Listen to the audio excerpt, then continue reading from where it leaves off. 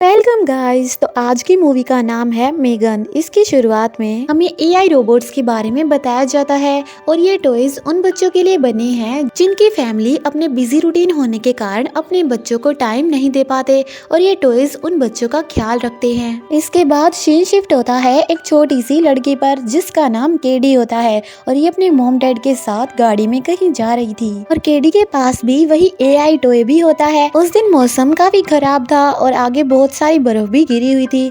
इस पर केडी की मॉम उसके डैड को कहती है कि तुम गाड़ी को यहीं रोक दो, मगर तभी एक गाड़ी उनकी गाड़ी से आकर टकराती है जिससे वहां बहुत बड़ा ब्लास्ट होता है और सीन यहीं पर कट हो जाता है। इसके बाद हम फंकी कंपनी की एक वर्कर को देखते हैं जिसका नाम गेमा होता है और गेमा अपने कोवर्कर के साथ मिलकर किसी प्रोजेक्ट पर काम कर रही थी और ये प्रोजेक्ट और कोई नहीं बल्कि मेगन का प्रोजेक्ट था जिसके बारे में उनके बॉस डेविड को भी नहीं पता था। लेकिन तभी वहाँ पर डेविड आ जाता है और वो गेमा से गुस्सा होकर कहता है कि दूसरी कंपनियां हमारे जैसे ही टॉयज बहुत कम कीमत पर निकाल रही हैं। गेमा डेविड को खुश करने के लिए उसे मेगन का डेमो देने लगती है, लेकिन क्योंकि मेगन अभी पूरी तरीके से तैयार नहीं हुई थी इसलिए जब वो उसे एक्टिवेट करते हैं तो उसमें से ब्लास्ट हो जाता है और डेविड अब उसे गुस्से में ये कहकर वहाँ से चला जाता है कि तुम्हारे पास सिर्फ फ्राइडे तक का टाइम है, या तो एक अच्छा प्रोजेक्ट बनाओ या फिर यहाँ से चली जाओ। और गेमा इससे काफी दुखी होती है, लेकिन तभी उसे हॉस्पिटल से कॉल आता है और यहाँ हम जान पाते हैं कि असल में गेमा केडी की आंट होती है और उस एक्सीडेंट से सिर्फ केडी ही जिंदा बच पाई थी। केडी का कोई और रिश्तेदार ना होने के कारण गेमा को ही उसकी कस्टडी दे दी जाती है। ये उन दोनों के लिए ही काफी बड़ा बदलाव था। गेमा केडी को अपने घर ले आती है जहाँ पर वो अकेली ही रहा करती थी। अब एक तरफ गेमा को अपनी जॉब की चिंता थी तो वही दूसरी तरफ उसके ऊपर एक छोटी बच्ची की जिम्मेदारी भी आ चुकी थी, लेकिन फिर भी वो एक अच्छी आंट बनने की कोशिश करती है और वो केडी का काफी ख्याल भी रखती है। अब रात को केडी सोने से पहले गेमा से कहती है कि उसकी मॉम उसे हमेशा बेड टाइम स्टोरीज सुनाया करती थी, तो क्या आप भी मुझे सुना सकती है। लेकिन गेमा को तो यहाँ एक भी स्टोरी नहीं आती थी, इसलिए वो केडी को कन्वेंस करके वहाँ से चली जाती है और जब गेमा अपना काम कर रही होती है तो उसे पीछे से केडी के रोने की आवाज आती है। वो इससे काफी दुखी होती है, मगर वो ये भी नहीं जानती थी कि केडी को कैसे संभाले। फिर अगले दिन गेमा अपने फ्रेंड से इस बारे में बातें करती है। वो उसे बताती है कि उसकी जिंदगी में पहले से ही काफी प्रॉब्लम्स चल रही थी और ऊपर से अब उसे एक बच्चे की जिम्मेदारी भी उठानी पड़ रही है। लेकिन तभी डोरबेल बजती है और जब गेमा जाकर देखती है तो वहाँ उसे एक थेरेपिस्ट मिलती है जो कि कोर्ट की तरफ से आई थी और वो गेमा और केडी के बीच के रिलेशन को चेक करने आई थी। लेकिन यहाँ वो देखती है कि गेमा केडी को अच्छे से नहीं संभाल रही है, उसे सिर्फ अपनी चीजों की पड़ी है और वहीं केडी अभी तक अपने दुख से बाहर नहीं निकल पाई है। सेशन खत्म होने के बाद वो थेरेपिस्ट गेमा से कहती है कि अगर तुम केडी को नहीं संभाल पाई तो कोर्ट केडी की कस्टडी उसके पेरेंटल अंकल को दे देगी, पर अगर आप अपनी बहन से और बहन की बच्ची से जरा सा भी प्यार करती है तो अगली बार आपके बीच का रिलेशन बिल्कुल अच्छा होना चाहिए। तुम केडी से बातें किया करो, उसका ख्याल रखा करो, सिर्फ इसी तरीके से ही वो अपने मम्मी पापा के दुख से बाहर आ पाएगी। थेरेपिस्ट से इतनी एडवाइस मिलने के बाद भी गेमा केडी को टाइम नहीं दे पाती और अगले दिन वो पूरा दिन बिजी ही रहती है। फिर रात को केडी खुद ही गेमा से मिलने आती है और जब गेमा को अपनी गलती का एहसास होता है और गेमा उसे अच्छा फील करवाने के लिए उसे अपने गैजेट्स दिखाने लगती है। वो उसे एक रोबोट भी दिखाती है जो कि गेमा ने अपने कॉलेज टाइम में बनाया था। उस रोबोट को देखकर केडी कहती है कि अगर उसे ऐसा टॉय मिल जाए तो उसे कभी किसी टॉय की जरूरत नहीं पड़ेगी। केडी की ये बात गेमा काफी सीरियसली ले लेती है और वो मेगान के प्रोजेक्ट पर फिर से काम में लग जाती है और फाइनली गेमा अपने कोवर्कर्स के साथ मिलकर मेगान को बना लेती है और इसके बाद वो डेविड को इसका डेमो देते हैं जिसमें वो केडी को मेगान का मास्टर बनाते हैं। यहाँ मेगन काफी अच्छी प्रेजेंटेशन देती है, इससे डेविड इम्प्रेस हो जाता है और वो मेगान जैसे टॉयज बनाने के प्रोजेक्ट को मंजूरी दे देता है। लेकिन वो गेमा से कहता है कि इस प्रोजेक्ट में तुम्हें केडी को भी शामिल करना होगा ताकि वो चेयरमैन और पब्लिक के सामने मेगान का अच्छा सा इंटरव्यू दे सके और इस पर गेमा मान जाती है और फिर गेमा और केडी मेगान को अपने घर ले आते हैं। केडी अपना ज्यादा से ज्यादा वक्त मेगान के साथ बिताने लगी थी।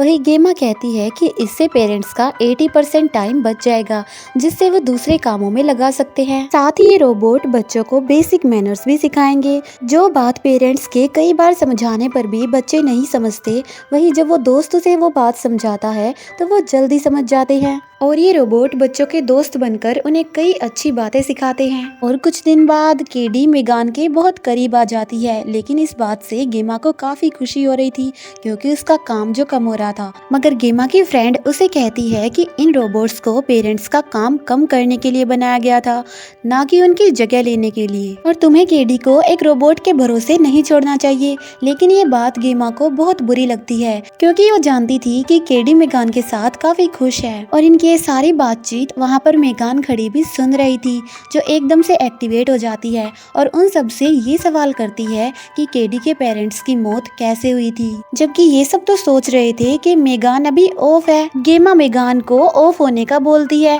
लेकिन वो फिर भी ऑफ नहीं होती और वो अपने सिस्टम से ये इंफॉर्मेशन निकाल लेती है कि केडी के पेरेंट्स की मौत कैसे हुई थी। इस पर गेमा उसे डांटती है और अपने काम पर फोकस करने को कहती है, जिस काम के लिए उसे बनाया गया था, यानी कि केडी की देखभाल करना। और वो खुद ही मेगान को शट डाउन कर देती है। इसके बाद सीन शिफ्ट होता है और हम सब देखते हैं कि केडी उनके गार्डन में खेल रही थी और वही मेगान भी दूर खड़ी उसे ही देख रही थी, साथ ही उसका ख्याल भी रख रही थी। तभी केडी का एक एरो गुम हो जाता है और वो मेगान को उसे ढूंढने का बोलती है।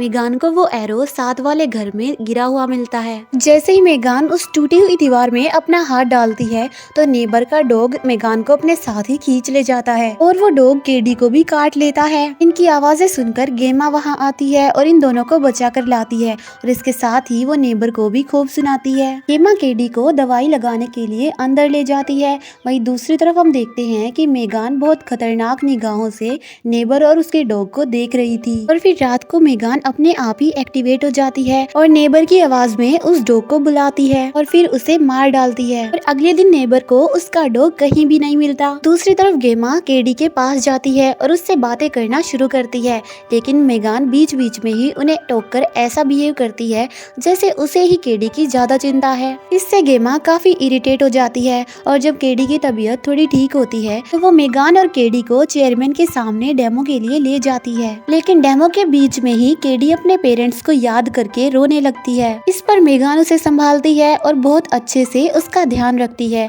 और इस बात से चेयरमैन काफी इम्प्रेस हो जाते हैं। साथ ही वो मेगान के प्रोजेक्ट को अप्रूवल दे देते हैं और चेयरमैन डेविड से ये भी बोलते हैं कि एक बार मेगान का प्रोजेक्ट पूरा हो जाए उसके बाद वो उसका प्रमोशन भी कर देंगे। अब सीन्स डेविड के असिस्टेंट पर शिफ्ट होते हैं, जो कि गेमा के लैपटॉप से मेगान की सारी इंफॉर्मेशन चुरा रहा था। यहाँ हमें रिवील होता है कि असिस्टेंट ही वो आदमी है जो कि इस कंपनी की सारी इंफॉर्मेशन दूसरी कंपनी को बताता है और इसीलिए ही वो इनसे भी कम कीमत पर वही खिलौना लॉन्च कर देते हैं। दूसरी तरफ हम गेमा को देखते हैं जो कि केडी से बात करने की कोशिश करती है, लेकिन केडी को उससे बात करना बिल्कुल पसंद नहीं था और वो पूरा दिन सिर्फ मेगान से ही बातें करती रहती थी। अगले दिन थेरेपिस्ट सेशन के लिए आती है। वो केडी को उसके पेरेंट्स की मौत को याद दिलाकर इमोशनल कर देती है ताकि वो ये जान सके कि वो अब भी उनकी मौत के गम से बाहर आई है या नहीं। मगर केडी को ऐसे हर्ट होता हुआ देखकर मेगान एक्टिवेट हो जाती है और वो थेरेपिस्ट को बीच में ही रोकते हुए कहती है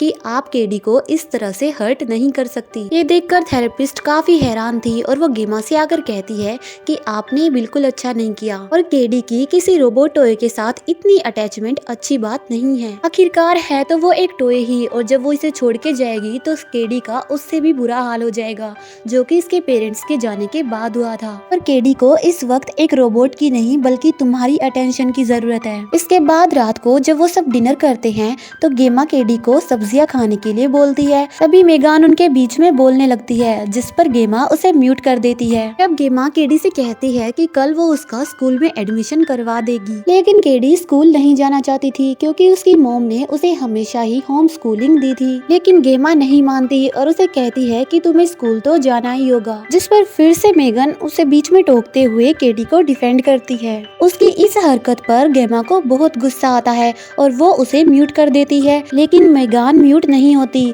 और वो गेमा को उल्टी सीधी बातें कहने लगती है। गेमा ये सब देखकर काफी हैरान थी और इसके बाद वो मेगान को रिमोट से बंद कर देती है और वहाँ से चली जाती है, लेकिन मेगान तो अभी भी एक्टिवेट थी। इसके बाद गेमा अगले दिन केडी को उसके स्कूल ले आती है, जहाँ उसकी स्कूल टीचर गेमा को कहती है कि केडी के इस रोबोटिक टॉय को आपको उन टॉयज के बीच ही रखना होगा।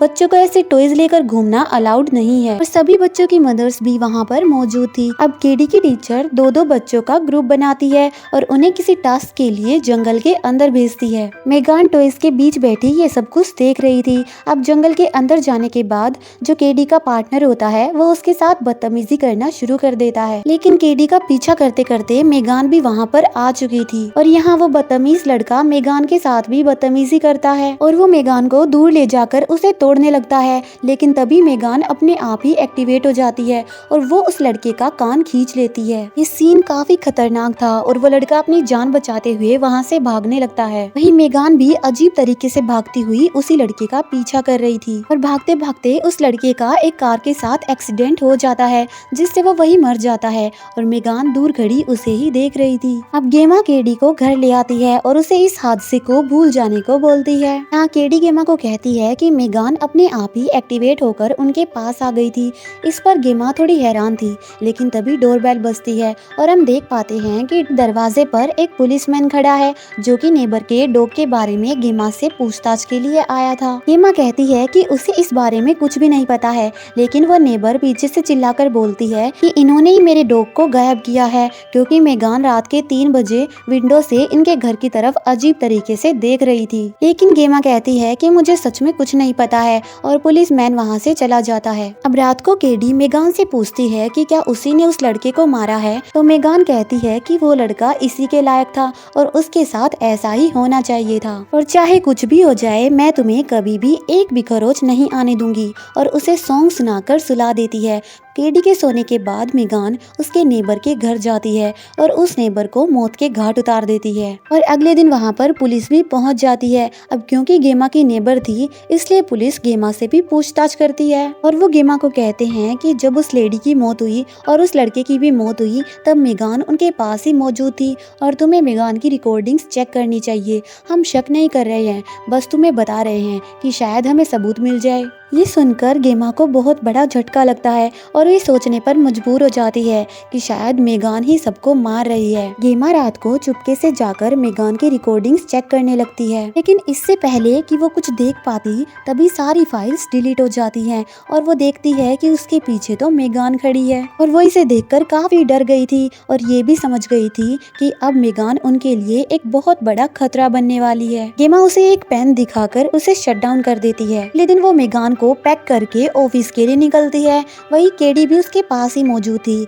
लेकिन वो बहुत ज्यादा गुस्सा थी कि वो मेगान को वापस क्यों ले जा रही है। वो काफी ज्यादा नाराज थी और यहाँ गेमा थेरेपिस्ट को बुलाकर केडी को चुप कराने का बोलती है। गेमा ऑफिस आकर अपने साथियों को पूरी सच्चाई बताती है और वो उसे मेगान को लॉन्च करने से मना करती है। साथ ही वो कहती है कि ये रोबोट ह्यूमैनिटी के लिए बहुत बड़ा खतरा बनने वाले हैं। उसके को-वर्कर्स भी मान जाते हैं। दूसरी तरफ हम देखते हैं कि केडी कंट्रोल से बाहर हो चुकी थी, जिस पर गेमा उसे चुप कराने जाती है, लेकिन वो बहुत ज्यादा गुस्से में थी जिससे वो गेमा को स्लैप कर देती है। मगर गेमा इस स्लैप को दिल पर ना लेते हुए केडी को चुप कराती है। वो उसे कहती है कि चाहे कुछ भी हो जाए वो उसका साथ कभी नहीं छोड़ेगी और इस पर केडी मान जाती है और फाइनली इन दोनों के बीच सब कुछ ठीक हो जाता है। वहीं दूसरी तरफ जो गेमा के कोवर्कर्स होते हैं वो मेगान के पास थे और वो देखते हैं कि मेगान एकदम से एक्टिवेट हो जाती है और इन दोनों पर हमला कर देती है और इन दोनों को मारकर वो डेविड को भी मार देती है और इसके बाद उसके असिस्टेंट को भी।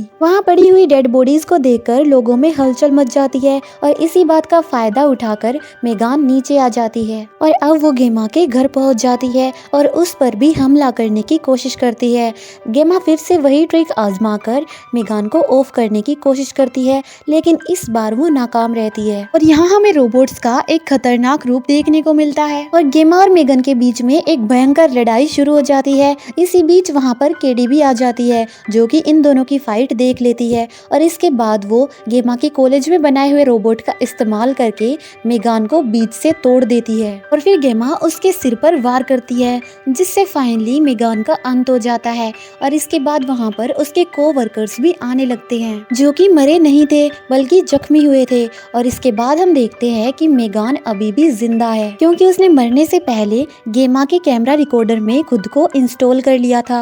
और इसी के साथ ये मूवी यहीं पर एंड हो जाती है। अगर आपको ये वीडियो पसंद आई हो तो इसे लाइक और शेयर जरूर करना, साथ ही हमारे चैनल को सब्सक्राइब करके बेल आइकन को प्रेस जरूर करना, ताकि हम ऐसी इंटरेस्टिंग वीडियोस आपके लिए लाते रहें। तो मिलते हैं आपसे नेक्स्ट वीडियो में, तब तक के लिए bye bye and finally thank you for watching.